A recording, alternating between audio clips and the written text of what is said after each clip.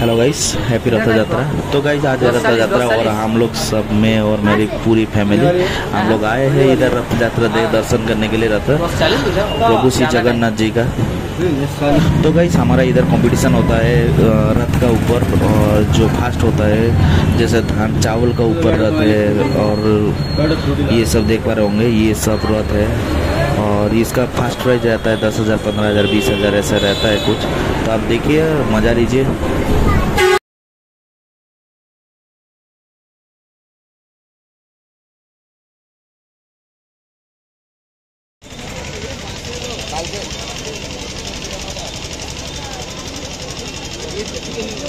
कौन स्टार माने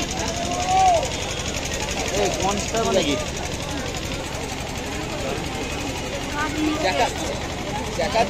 মানে কি দিয়ে কি জিনিসটা কি আসে গোল মানে ও আচ্ছা এর মতন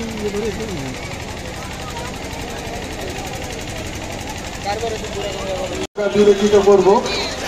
এছাড়া যদি এবছরও সেই লোভনীয় পুরস্কার রয়েছে, আকর্ষণীয় পুরস্কার। এটা কি জিনিসটা?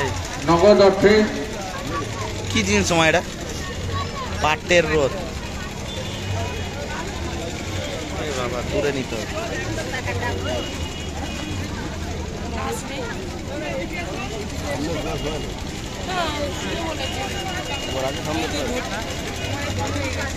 অন্যান্য যারা প্রতিযোগী এবং কুপন দিয়ে দিব, সেই কুপন দ্বিতীয় রথে নিয়ে এলে তারা গ্রাহ্য হবে।